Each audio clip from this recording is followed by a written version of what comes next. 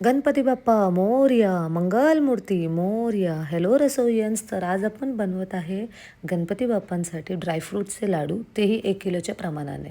त्यासाठी आपल्याला घ्यायचं आहे 2 टेबलस्पून घी, त्यात टाकायचं आहे बदाम. हे 200 ग्राम बदाम आहेत. ह्याला छानपैकी ब्राऊन रंग येईपर्यंत परतून घ्यायचं आहे. तुम्हाला हवं तर अख्खे बदामही घेऊ शकतात, त्यानंतर कुस करू शकतात. सेम ह्याच्यात आपल्याला ड्राय रोस्ट करायचे आहे 200 ग्राम काजू. काजूलाही आपण थोडेसे दागीट होईपर्यंत करपवून घ्यायचं आहे. जास्त करपवलं की त्याची टेस्ट बिघडेल, त्यामुळे तुम्ही थोडं लक्ष देऊन इतकेच दागीट होईपर्यंत त्याला छान रोस्ट करून घ्या. सीड्समध्ये आपल्याला टाकायचं आहे 100 ग्राम सफेद तीळ, 50 ग्राम पंपकिन सीड्स आणि 50 ग्राम वॉटरमेलन सीड्स. तिळला थोडा ब्राऊन रंग येतो, त्यानंतर त्याला आपण एका साईडमध्ये काढून घेऊ. त्याच पॅनमध्ये आपल्याला घ्यायचं आहे 2 ते 3 चम्मच घी.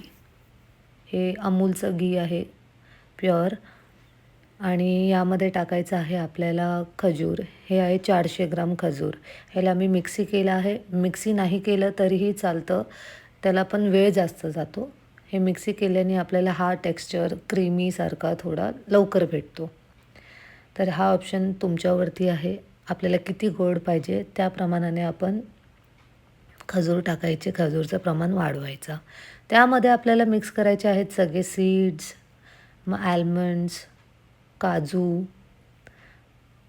तुम्हाला जसे हवे तसे मिक्स करू शकतात. हे मी टाकलं आहे 150 ग्राम पिस्ता आणि 100 ग्राम रेझिन्स.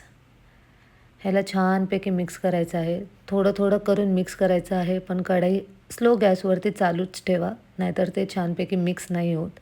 मग एका भांड्यामध्ये काढून घेऊन त्याचे छान गोळे बनवा. जितके गरम असतील तेव्हाच तुम्ही गोल केले, त्याला आकार दिला तर ते छानपैकी सेट होतात. तर असे रेडी आहेत आपले ड्रायफ्रूटचे लाडू. तर भेटूया नेक्स्ट व्लॉगमध्ये.